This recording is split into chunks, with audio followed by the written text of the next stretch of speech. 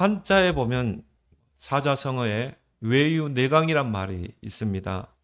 겉으로는 부드럽고 순해 보이나 속은 곱고 굳세다. 그런 뜻이 있죠. 문제 위기를 만나면 더 강해지는 사람이 있습니다. 그 내면에 견고한 하나님의 망대가 세워진 사람이죠.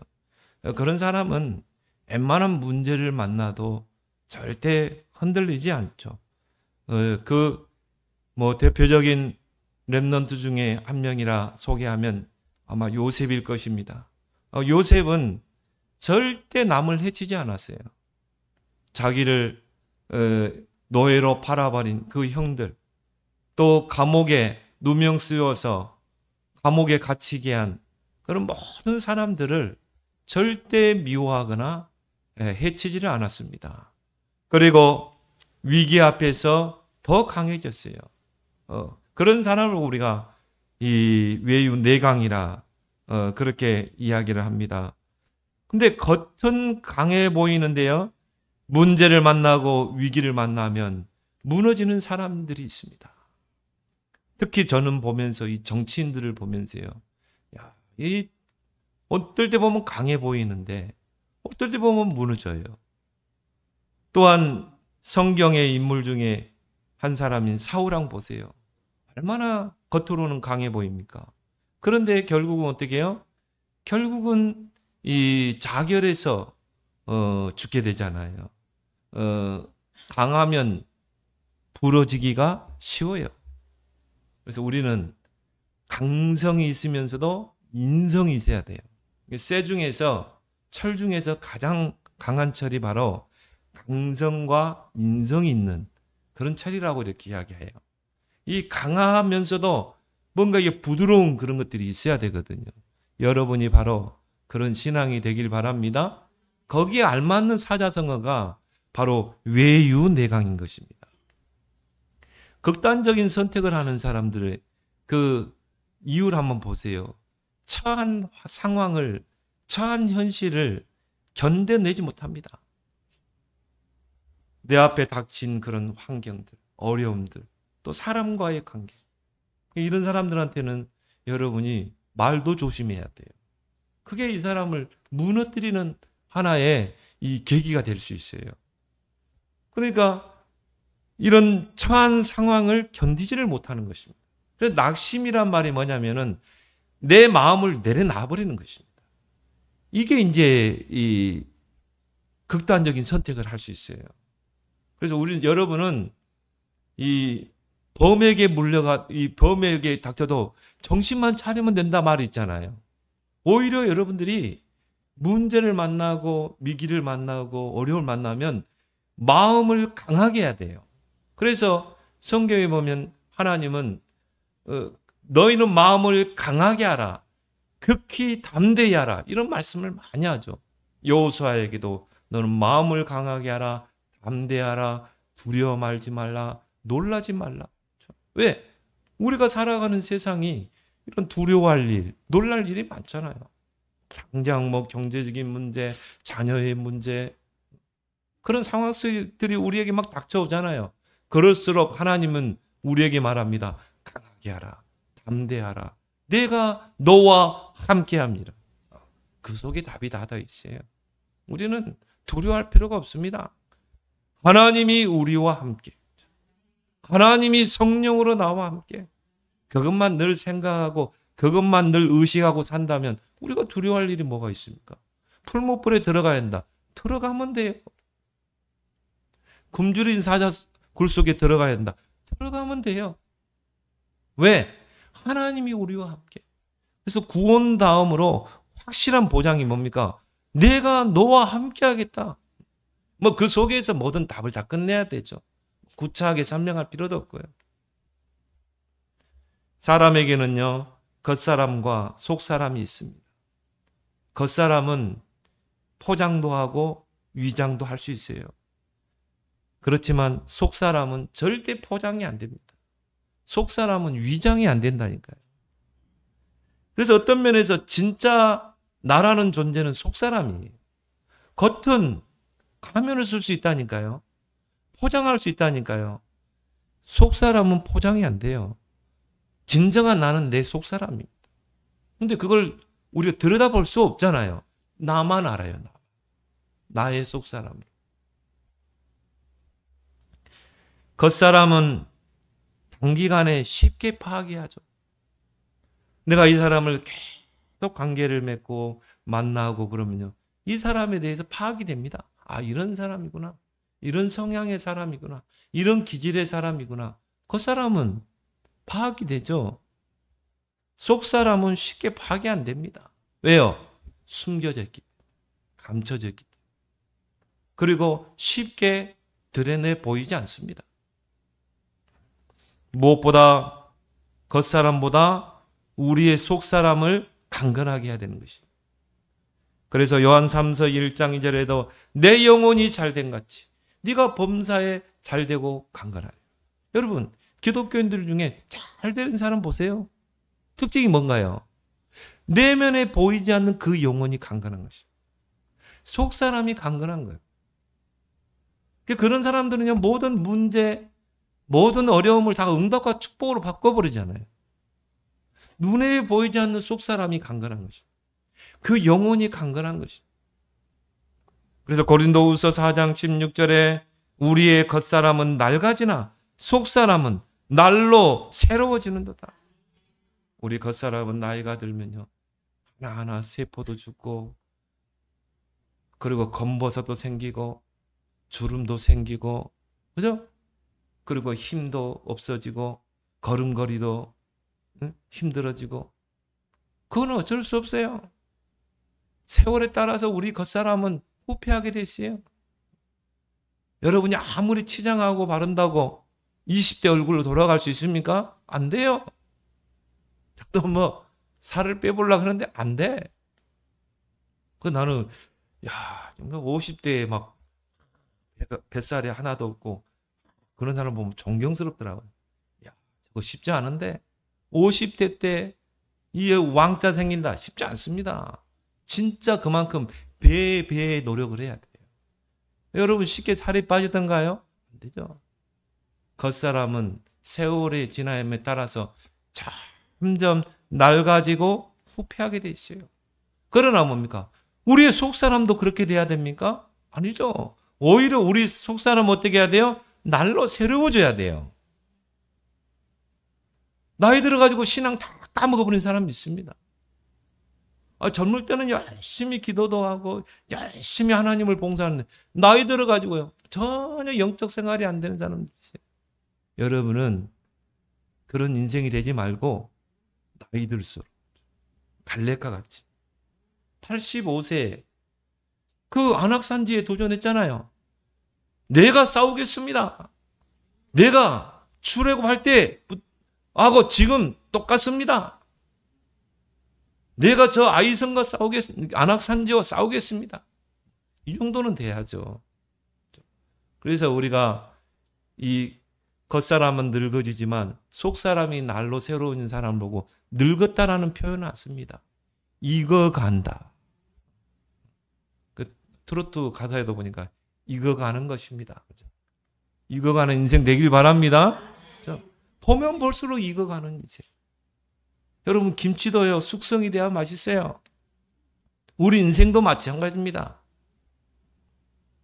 우리의 겉사람은 낡아지나 속사람은 날로 새로워진다. 왜 그래야 돼요? 우리 랩런트 키워야 되기 때문에. 우리는 랩런트들의 모델이 돼야 되기 때문에. 우리 후대들이 나를 보고 따라올 수 있어야 돼. 우리 후대들의 롤 모델이 내가 돼야 되는 거예요. 우리는 후대들을 서밋으로 키워야 돼요. 우리 후대들을 2, 3, 7, 5천 종족 앞에 세워야 되기 때문인 것입니다. 속사람을 강건하게 하라. 그래서 제가 어떤 글을 한번 본 적이 있습니다. 외국인들이 한국인을 어떻게 보는가. 그 글을 잠깐 본 적이 있는데 한국인은 속사람보다 겉사람을 중요하게 여긴다. 그리고 눈에 보이는 외모나 학력을 중요시한다는 것입니다.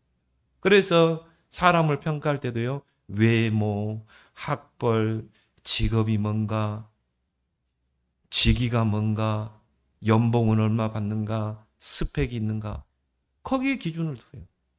외모지상주의죠. 저는요, 저 서울의 그 명동 이렇게 가보면요, 얼굴이 다 똑같아. 얼마나 성형을 해가지고. 성형 미인이에요. 그 얼굴이 여러분, 저기 아이돌 가수들 보세요. 나는 모르겠더라니까요. 그 얼굴이 그 얼굴 같아. 너무나 외모지상주의. 그래서 이 한국 승무원들 한번 보세요. 그죠? 첫 번째 뭡니까? 외모가 좋아야 돼. 그리고 늘씬해야 돼. 또 키가 커야 돼. 그러니까 한국 승무원들은 다 외모도 좋고 키도 커야 되고 늘씬해야 되고 말톤도요 미톤으로 해야 된다네요. 솔톤으로 하면 사람이 기분이 안 좋대요. 그러나 미톤으로 해야 된다고. 그게 한국 승무원이라. 근데 제가요, 저 중앙아시아를 제가 이렇게 강의하러 많이 다녔잖아요. 내가 키르기스탄 그 항공을 타보면요, 승무원들이 아줌마야, 아줌마. 펑퍼짐 해가지고요. 완전 살도 이렇게 쪄가지고. 그럼 뭐 화장도 안 해. 그냥 승무원 옷만 입었어. 그러니까 우리 같이 가는 목사님들이요. 야, 한국 승무원과는 너무 차이 나는. 우리 한국인들, 외국인들이 보는 한국인들은 외모지상주의. 그래서 한국인들이 유독 자살률이 높은 이유 중에 하나가 뭡니까? 겉으로 드러난 것을 중요시하는 것입니다. 속 사람을 강건하게 하는 거예요. 그러니까 유독 한국인들이 비교의식이 많아요. 사돈이 논사면 배가 아파. 저 여자는 저런데 나도 저래야지. 그런 비교의식. 거기서 오는 열등의식이 강한 것입니다. 하나님께서 사무엘 선지자를 이세 집에 보냈어요. 왜? 하나님이 점 찍어 놓은 후대 이스라엘의 왕감을 봤거든요. 그래서 하나님께서 사무엘 선지자에게 너는 이세의 집에 가서 그 하나님이 지목한 그 렘넌트에게 기름 부어 세우라는 것입니다. 내가 그를 주목해서 봤다고 그랬거든요. 그래서 그 사무엘 선지자가 이세의 집으로 가죠. 이세에게는 8 아들이 있었어요. 그래서 큰 아들부터 딱 사무엘 선지자 앞에 이세가 내보내 보이죠. 근데 큰 아들부터 막 등치도 좋고 외모도 막 충출하고 뭔가 기백이 있고 하나님, 요 인물이 아닙니까? 하나님이 아니라는 거예요. 둘째 데려와 봐라. 둘째도 뭐 키도 크고 남자답고 기백이 있고 잘생기고 하나님, 저 인물이 바로 미래의 왕감입니까? 아니라는 거예요. 셋째도, 넷째도, 7째까지. 근데요, 이세가 다윗은 거기에 데려오지 않았다니까요. 8번째 막내. 그러니까 그 사무엘 선지자가 또 아들 없느냐? 아들 막내가 하나 있는데 이거는 좀 별 볼 일 없어서 저 들에서 양치고 있습니다. 목동입니다. 데려와 봐라. 근데요, 다윗이 사무엘 앞에 딱 서는데 하나님께서 마음에 감동을 주죠. 저놈이다. 내가 어릴 때부터 주시해서 봤던 인물이다. 하나님이 어릴 때부터 주시해서 다윗을 본 것입니다. 다윗의 그 어린 시절의 그 믿음을 딱 한 구절 나와 있어요. 시편 78편 70절 72절에 보니까 다윗은 한 손에는 믿음을, 한 손에는 실력을. 우리 아이들을 이렇게 키워야 돼요. 우리 아이들을 믿음, 영적 서밋으로 키우고, 그리고 뭡니까? 실력을 갖춰야 돼요. 나 이렇게 어른들을 보면서요, 저 사람은 믿음은 있는데 실력이 없어. 근데 또 어떤 성도를 보면요, 또 실력은 있는데 믿음은 없어. 근데 하나님이 쓰시는 일꾼은요, 2가지. 믿음도 있고 실력도 있고. 하나님은 그 사람을 쓰신 줄 믿습니다. 다윗은 그 중에 하나 더 있었어요. 마음의 성실함이 있었어요. 자기가 맡은 일에는 최선을 다했습니다. 아버지의 그 양을 한 마리도 잃어버리지 않았거든요. 그럼 들에는 이런 맹수들이 많잖아요. 곰이나 사자들이 얼마나 많습니까? 그 곰이나 사자들이 어린 양을 탁탁해서 삼잖아요. 그래서 그 양들을 지키기 위해서 뭡니까? 물맷돌 실력을 쌓은 것입니다. 탁기를 정해놓고 또 실력을 쌓은 거예요. 아마도 우리가 말한 0.1%가 들어간 거죠. 그래서 곰이나 사자가 막 어린 양을 물어가면요, 뛰어들면서 물맷돌을 던진 것입니다. 그래가지고는 정확하게 이 급소를 때린 거예요. 요즘 팔레스타인 막 소년들이 막 물맷돌 던지더라고요. 나 그걸 보면서 야, 이스라엘 구인들에게 물맷돌을 던져. 야, 그 다윗이 생각나더라. 다윗이 저렇게 물맷돌을 던지겠다. 막 돌려가지고. 그래서 곰이나 그 사자 입에서 어린 양을 구해낸 것입니다. 한 마리의 양을 잃어버리지 않은 거예요. 그 다윗의 어린 시절 믿음을 키우고 실력을 갖추고 하나님이 그런 렘넌트를 주목해서 보십니다. 하나님의 때가 되면 하나님이 기름부 세우는 것입니다. 그래서 그 다윗에게 기름을 부어라. 이날 이후로 다윗에게 하나님의 영에 크게 감동되니라. 그 인물이 다윗입니다. 그 인물이요, 하나님 앞에는 큰 그릇이요. 여러분, 누구에게 하나님이 빛의 경제를 맡기시겠습니까? 빛의 경제는 하나님의 손에 있잖아요. 누구에게 맡기겠어요? 큰 그릇에게. 역대상 29장에 한번 보세요. 다윗의 고백이죠. 하나님이 경제를 쏟아 부은 거예요. 빛의 경제를 몰아가시는 것입니다. 우리 말하면 플랫폼 경제죠. 왜 하나님이 빛의 경제를 맡깁니까? 큰 그릇이기 때문에. 그것 가지고 다윗이 뭐 했습니까? 1,000군데 망대를 세워서 국방을 튼튼하게 했다. 그래서 다윗 시대 때 이스라엘의 최강대국이 됐어요. 이스라엘은 조그만 땅입니다. 주변 나라는 큰 땅이에요. 아수르, 바벨론, 아람, 모압, 이집트. 지금 여러분 이란 이번에 막 이스라엘 싸우잖아요. 그 이란이 바로 페르시아예요. 과거의 페르시아 강대국 아닙니까? 아수르의 땅, 아수르. 아수르는 시리아죠, 시리아. 그리고 뭡니까? 이라크, 이란, 옛날에 다 강대국입니다. 이집트, 애굽, 다 강대국입니다. 근데 다윗 시대 때 이스라엘의 최강대국이 된 것이죠. 1,000군데 망대를 세워서 뭡니까? 파수꾼을 세웠다니까요.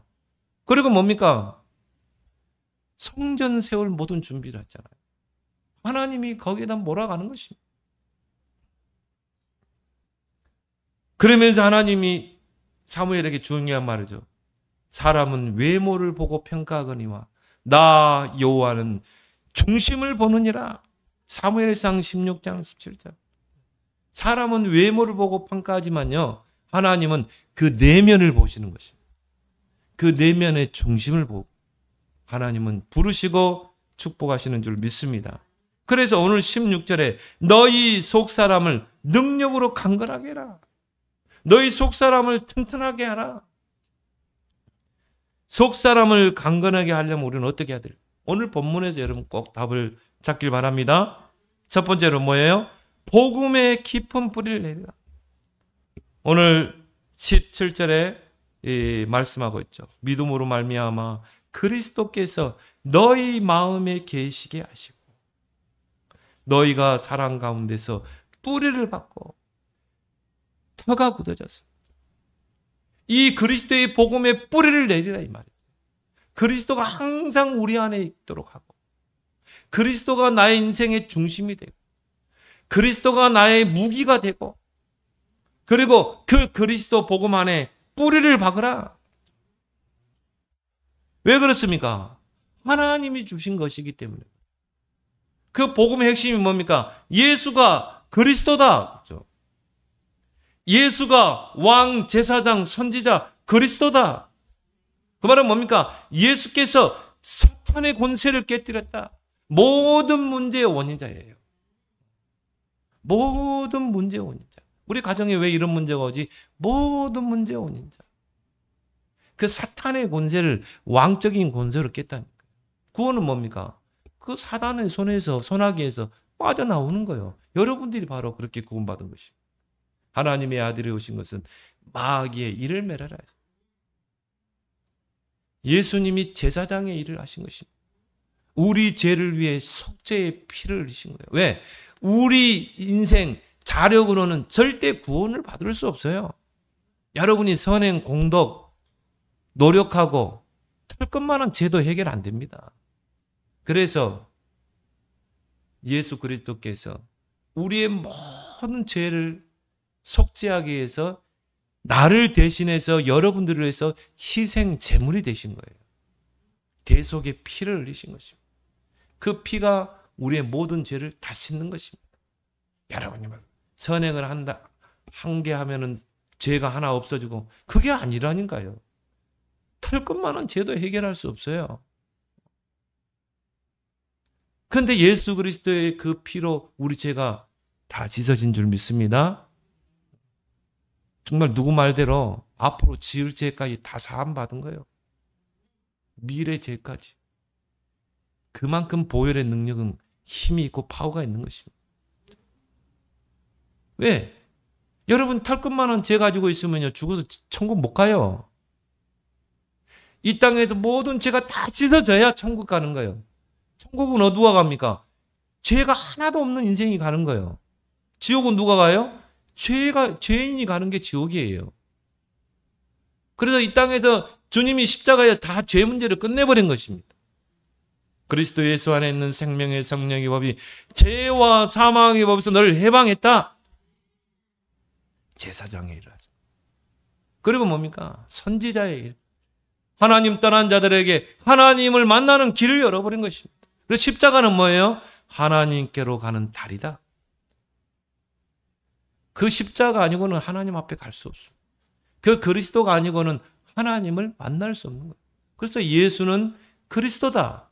왕, 제사장, 선지자 그리스도다. 그리고 뭡니까? 모든 문제 해결자다. 이게 복음이요. 그 복음이요. 여러분의 생각 속에 뿌리 내리고 마음 속에 뿌리 내리고 여러분에게 완전히 각인됩니다. 그 사람에게서 예수 그리스도가 나가는 것입니다. 마음에서 나오는 생각, 마음에서 나오는 말이에요. 여러분 속에 뭐가 각인되고 뿌리 내려에 따라서 말로 나오게 되는 것입니다. 왜 내가 복음을 부끄러워합니까? 아니, 그 예수 그리스도가 내 안에 계시는데. 그래서 무엇보다도요, 뿌리가 중요합니다. 뿌리에 따라서 열매가 달라지죠. 마태복음 7장 16절에도 열매로 그들을 알지니 가시나무에서 포도를 엉겅퀴에서 무화과를 따겠느냐? 포도나무에서 포도 열매가 맺히고 무화과 나무에서 무화과 열매를 맺히잖아요. 여러분이 무엇에 뿌리를 내느냐에 따라서 열매는 달라진다 이 말이죠. 내 안에 어떤 뿌리가 내려져 있는가? 또 뿌리 깊은 나무에서 좋은 열매가 맺히죠. 그래서 여러분 포도나무 열매, 포도가 왜 몸에 좋냐면요. 포도는 땅에 깊이 뿌리를 내립니다. 어느 정도 뿌리를 내면 암반석을 뚫고 들어가요. 최대 100m까지 뿌리 내린다고 그러죠. 포도. 그래서 저 중동 지방에 있는 포도들이요. 굉장히 이 몸에 좋습니다. 왜? 깊이 뿌리 내리기 때문에. 깊이 뿌리 내린 그 나무에서 좋은 열매가 맺히는 것입니다. 우리 안에 뭐가 들어가 뿌리 내리는가? 모든 걸 좌우하죠. 뿌리는 땅 속에 감춰져 있기 때문에 눈에 보이지 않습니다. 근데요, 저 산에 있는 나무들 한번 보세요. 그냥 푸르르고 그러잖아요. 근데 그 땅 속을 들여다보면 치열한 뿌리 전쟁입니다. 치열하게 뿌리들끼리 싸우는 것입니다. 그래서 약한 뿌리들은 다 사라지게 돼 있어요. 우리나라에 산에 유독 소나무와 신갈나무가 많은 이유가 그거예요. 이게 뿌리 싸움에서 이기는 거죠. 뿌리가 강해요. 소나무는 사시살처 뿌리잖아요. 뿌리가 강합니다. 그래서 옛날에는 소나무를 우리 조상들이 많이 썼어요. 땔감으로도 많이 쓰고. 우리도 어릴 때 아버지 따라 산에 가세요. 솔나무 그거 해가지고 땔감으로 쓰고. 이게 소나무가 귀했어. 소중했어. 그래서 우리나라에는 이런 산에 소나무가 많았어요. 그 소나무를 가지고 옛날에는 나무 대들보 만들고 기둥 만들고 다 그랬잖아요. 그런데 이제 이게 문명이 발달하다 보니까요. 이제 뭐 땔감을 씁니까? 뭐 옛날처럼 뭐 소나무 배에서 뭐 흙벽 그런 초가집을 짓습니까? 대구를 그런 게 아니거든요. 그러니까 이제 어떻게 됩니까? 소나무를 쓸 일이 없어. 이게 지금 우리나라 산야에 신갈나무가 지금 많이 자라고 있어요. 서울에도 거의 소나무가 많이 없어요. 왜? 뿌리 싸움에서 소나무가 진 것이에요. 신갈나무에게. 주변 나무들은 다 죽게 돼 있어요. 어느 게 땅에 뿌리 내려서 그 뿌리 싸움에서 이기느냐에 따라서 똑같아요. 우리 안에 무슨 뿌리가 들어와서 승리하느냐 이거죠. 뿌리 싸움입니다. 치열한 뿌리 싸움에서 살아남은 나무는 강해집니다. 어떤 가뭄도 견뎌냅니다. 여러분, 우리나라에 막 그 가뭄이 치열하는데 신갈나무, 소나무가 죽는 거 봤습니까? 죽지 않습니다. 다른 나무들은요, 이 가뭄 때문에 죽을 수 있지만 소나무와 신갈나무는 죽지 않습니다. 왜? 뿌리를 깊게 내렸기 때문에. 어떤 가뭄도 더 견뎌내요. 강합니다. 우리 내면에서 이런 눈에 안 보이는 치열한 뿌리 싸움이 진행되고 있는 것입니다. 그래서 예수님은 우리 마음을 밭이라고 그랬잖아요. 우리 밭에 뿌리 싸움을 한다니. 이런 눈에 안 보이는 상처의 뿌리, 불신앙의 뿌리, 인본주의 뿌리, 거기다가 영적 문제 뿌리. 이런 것들이 우리 내면에 있는 것입니다. 그래서 이 뿌리에서 열매가 드러나잖아요. 그렇죠? 열매가 났다. 이거 뿌리가 뭐냐에 따라서 열매가 드러나죠. 이 사람 죽였어요. 그 내면에 뭔가 상처가 있었다. 그 내면에 상처가 뿌리 내리고 있었다. 뭔가 분노, 증오. 그래서 이걸 복음으로 바꾸지 않으면 이게 결국은 이런 큰 일을 이뤄내는 것이죠. 무엇보다도 우리가 참된 응답을 받고 우리는 시대를 살릴 우리는 뿌리를 바꿔야 될 줄 믿습니다. 뿌리 싸움에서 승리해야 된다니까요. 저 산에 있는 땅 속에 보이지 않는 뿌리도 싸워서 결국은 승자만이 살아남는 것처럼 우리 안에 이런 치열한 뿌리의 싸움이 있는 것입니다. 이 뿌리 싸움에서 승리해야 돼요. 어떻게 하면 됩니까? 히브리서 12장 15절에 쓴뿌리가 나서 괴롭게 하고 더럽게 하고 우리 안에 쓴뿌리, 복음 아닌 다른 쓴뿌리를 어떻게 해요? 뽑아내야 돼요. 왜? 이 쓴뿌리가 우리를 괴롭게 하고 더럽게 하고 다른 사람까지 괴롭게 하기 때문에 복음 아닌 쓴뿌리를 뽑아내라. 그리고 복음의 깊은 뿌리를 내리라. 보세요. 이 소나무와 신갈나무가 주변에 많은 뿌리들을 잠재워 버리잖아요. 그리고 쑥쑥 크잖아요. 이 신갈나무는 50m까지 큰다고 그러죠. 소나무도 마찬가지입니다. 막 100년, 200년 송 있잖아요. 그거 왜 그러세요? 주변 싸움에서 이긴 것입니다. 복음의 깊은 뿌리를 내리라. 그 그리스도 예수를 주로 받아 싸우니 그 안에 뿌리를 박으라. 그 위에 세움을 입으라. 복음을 이길 뿌리는 없어요. 왜 우리가 복음을 계속 들어야 됩니까? 왜 우리는 복음 있는 곳에 내가 귀를 기울여야 됩니까? 그래야 각인 뿌리 체질이 바뀌는 것입니다. 그래서 오직 복음, 절대 복음, 완전 복음. 그 뿌리 싸움에서 최후 승리자들이 되기를 예수님은 축원합니다. 골로새서 2장 6절 7절에 너희가 그리스도 예수를 주로 받았으니 그 안에 뿌리를 박으며 세움을 입어. 어떤 목사님이 그러더라고요. 그렇게 복음을 듣고 직분자 줘서 직분시켜서 장로를 세워놨는데 교회에 조그만 어려움 오고 문제 오니까요.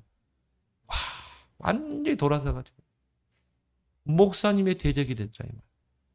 교회를 대적하고 교회를 떠나더라.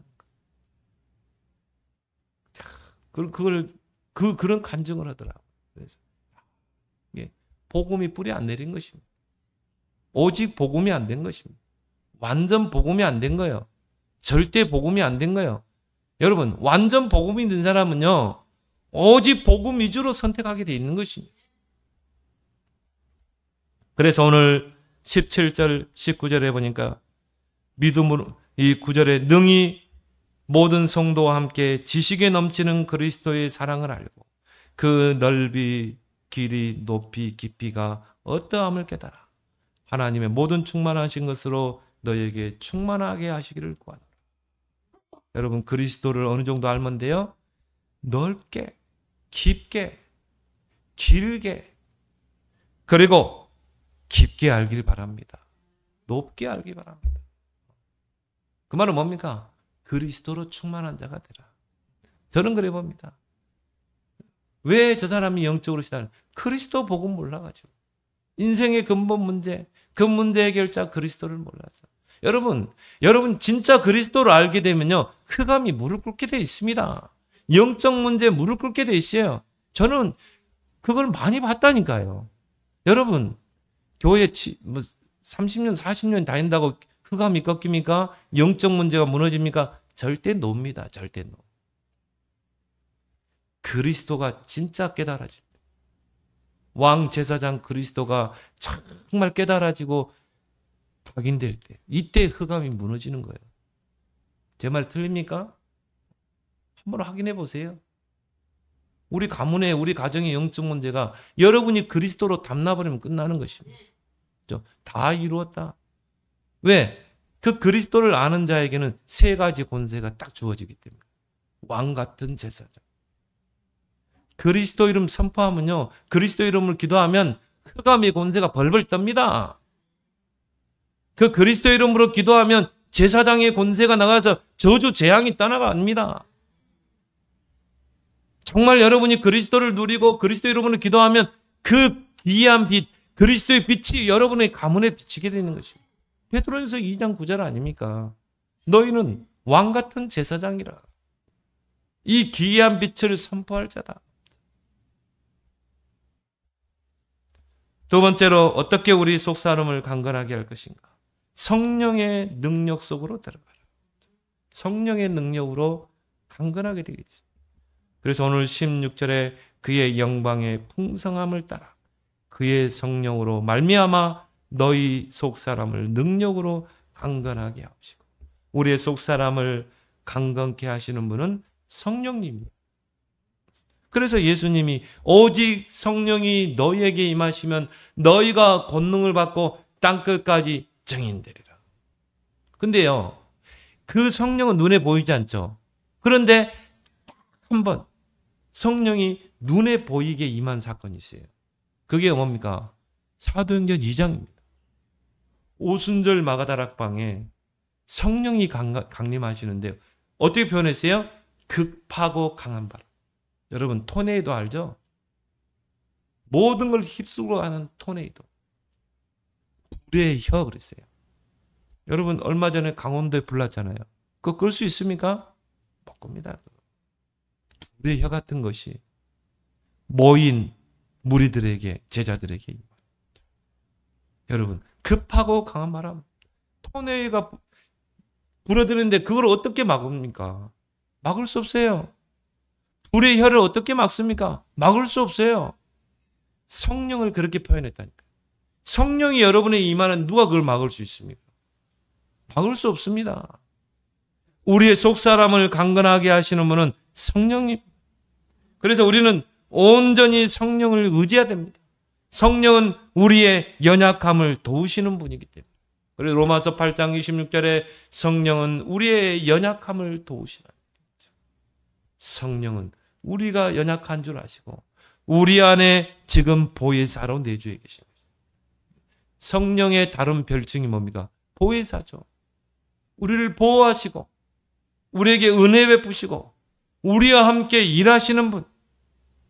그래서 하나님의 영에 크게 감동된 자가 되라. 성경의 두 인물이죠. 다윗과 요셉. 특징이 뭡니까? 하나님의 영에 크게 감동된 자. 그 감동된 자를 헬라어에 보니까 사로잡힌 자. 여러분이 하나님의 성령에 사로잡히면 어떻게 돼요? 정말 하나님의 큰 일을 해낼 수 있는 것입니다. 여러분, 하나님의 일은 뭡니까? 성령의 능력이 아니면 할 수 없는 것입니다. 여러분의 하는 일 속에 성령의 능력이, 나의 업 속에 성령의 능력이 임해야 되는 것입니다. 그래서 우리는 철저하게 성령을 힘입어야 돼요. 예수님께서도 말씀했죠. 내가 하나님의 성령을 힘입어 귀신을 쫓아내는 것이면 하나님의 나라가 임하였느니라. 귀신을 쫓아내는 방법 두 가지입니다. 그리스도의 이름으로. 두 번째 뭡니까? 성령을 힘입어야 돼요. 그게 기도 아닙니까? 여러분, 기도하지 않으면 절대 흑암이 꺾이지 않습니다. 흑암이 꺾여야 하나님의 나라가 임하는 것입니다. 응답 중에 응답이죠. 하나님의 나라. 그래서 성령을 소멸하지 말라. 성령은 우리 안에 내주에 계시는데 성령을 소멸하지 말라. 기도하지 않으면 성령이 소멸되는 것입니다. 기도할 때 성령이 충만하게 임하는 것입니다. 성령을 소멸하지 말라. 성령을 근심시키지 마라. 왜? 지금 우리가 기도하면 성령이 역사하는데요. 염려하고 근심하고 불신앙하니까 그 염려, 불신앙을 기도로 바꾸세요. 그래서 성령을 근심시키지 마라. 에베소 5장 8절에 술 취하지 말라. 이는 방탕한 것이니 성령의 충만을 받아라. 여러분이 성령 충만 속에 들어가 보세요. 기도 속에 들어가 보세요. 그래서 초대교회 직분자, 중직자를 세웠는데요. 기준이 뭡니까? 믿음 충만, 성령 충만, 지혜 충만한 자. 왜? 하나님의 일은 오직 믿음으로 할 수 있는 것입니다. 오직 의인은 믿음으로만 살려야 돼. 정말 소수의 믿음 있는 자들을 통해 교회가 일어난다니까요. 교회는 민주주의가 아닙니다. 교회는 다수결이 아닙니다. 소수의 믿음 있는 사람을 통해서 교회는 세워져 가는 거예요. 믿음 충만. 저런 거예요. 한두 사람만 있으면 역사에 일어난다. 왜? 여호수아 갈렙 두 사람 가지고 가나안 정복 들어갔잖아요. 믿음 충만. 성령 충만. 하나님의 일은 뭡니까? 우리의 그런 얄팍한 지식으로 할 수 있는 게 아니에요. 성령의 능력으로 하는 것입니다. 그래서 오직 성령이 너에게만 하면 권능받고, 그래서 기도하는 사람, 온전히 성령을 힘입는 사람, 이 사람이 교회를 세운다니까요. 그리고 뭡니까? 지혜 충만한 자. 내 생각, 내 지식, 내 경험, 내 방법으로 하나님의 일을 하는 게 아닙니다. 하나님이 주시는 지혜로. 그래서 기도하는 것입니다. 지혜가 부족하거든 꾸짖지 아니하시고 후히 주시는 하나님께 구하라. 그러면 주시리라. 믿음, 성령, 지혜 충만한 자. 그 직분자, 중직자를 세웠는데요. 사도행전 6장 7절에 하나님의 말씀이 점점 왕성하여 제자의 수가 더 심히 많아지고 허다한 제사장의 무리도 이 도에 복종하니라. 정말 내가 이런 중직자다. 그 한 사람을 통해 교회가 살고 지역이 사는 역사가 일어날 줄 믿습니다. 그래서 우리가 기도에 집중해야 될 이유가 거기죠. 누가복음 11장 13절에 밤낮 부르짖은 자에게 성령을 주시지 않겠는가. 그래서 우리 속 사람을 강건케 하는 세 번째가 뭡니까? 기도의 집중 속으로 들어가라. 오늘 14절 15절에 말씀하고 있습니다. 이러므로 내가 하늘과 땅에 있는 각 족속에게 이름을 주신 아버지 앞에 무릎을 꿇고 비노니. 무릎을 꿇고 비노니. 기도하는 사람은 속 사람이 강건한 사람입니다. 기도하지 않으면 속 사람이 강건해지지 않습니다. 상황이 흔들립니다. 갈대처럼 여론에 흔들립니다. 그러나 기도하는 사람은 중심이 바릅니다. 어떤 상황, 어떤 환경 앞에서도요, 흔들리지 않습니다. 왜? 기도는 뭐예요? 내 중심이 하나님을 향한 거거든요. 그게 기도입니다. 나의 시선이 하나님께 집중되는 거예요. 그죠? 그게 기도예요. 여러분 대화할 때는 어떻게 합니까? 서로 시선이 마주쳐서 대화하잖아요. 대화하면서 딴 데 보고 대화합니까? 그 대화가 성립될 수 없어요. 기도는 뭡니까? 대화죠. 하나님과 대화하는 것입니다. 그럼 하나님과 대화하려면 어떻게 해야 돼요? 하나님과 시선이 맞아야 되는 것입니다. 나의 시선이 하나님께 고정되는 것. 나의 중심이 하나님께로 향하는 것. 그래서 심지가 곧은 자는 평강 가운데 평강으로 인도하시다. 내가 나의 심지가 하나님께로, 나의 중심이 하나님께로. 그게 기도예요. 기도. 그래서 예수님께서도요, 습관에 따라서 기도하셨어요. 산에 가서 다윗이 훌륭한 하나님의 종이라는 것을 잘 표현해 주는 게 시편 55편 17절에 나오죠. 내가 저녁과 아침과 정오에 주를 바라보리니 내 주위에 대적이 많더니 그 대적의 손에서 나를 건지셨도다. 다윗은 보니까요, 철저하게 기도의 사람이었다. 그럼 우리가 어떻게 기도해야 됩니까? 오늘 나왔잖아요. 하늘과 땅에 있는 각 족속에게 이름을 주신 하나님 앞에서 기도해라. 고람되어져. 기도는 내가 하나님 앞에 서는 것입니다. 기도는 나의 시선을 하나님께 고정하는 것입니다. 그렇죠? 하나님 앞에 설 때 우리가 진실해집니다. 우리가 사람 앞에 서면요, 감춘다니까요. 그리고 뭡니까? 숨긴다니까요. 하나님 앞에서 숨길 수 있어요? 기도는 하나님 앞에 서는 거. 하나님 앞에 설 때 진실해집니다. 저는요, 하나님 앞에 서서 대화 기도를 많이 합니다. 그냥 힘들면 힘들어요.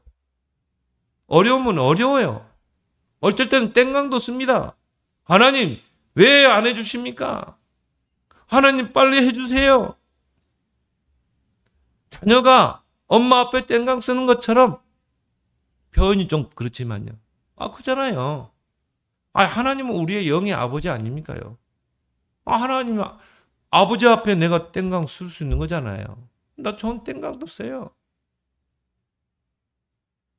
어쩔 때는 막 소리 지르기도 해요. 하나님 왜 안 해주십니까? 하나님 책임져야죠. 하나님 앞에서는 무릎 꿇고, 그렇죠? 하늘과 땅에 있는 각 족속에게 이름을 주신 하나님 앞에 코람돼요. 그리고 뭡니까? 무릎을 꿇고 비노니. 여러분, 무릎 기도는 뭡니까? 간절한 기도죠. 절실한 기도죠. 여러분, 당장 문제 오고 어려움이 오면 정말 절실한 기도가 돼야 되잖아요. 무릎 꿇고 기도해 보세요. 무릎 꿇을 때 간절해집니다. 엘리사가 감람산에 기도할 때 어떻게 했습니까? 무릎을 꿇고 얼굴을 무릎 사이에 묻고, 한번 해보세요. 한번 무릎 꿇고 그 얼굴을 무릎 사이에 묻어보세요. 그만큼 간절한 기도를 한 것입니다. 절박한 기도를 한 것입니다. 우리 그거 회복돼야 돼요. 정말 간절하고 절실한 기도 회복돼요.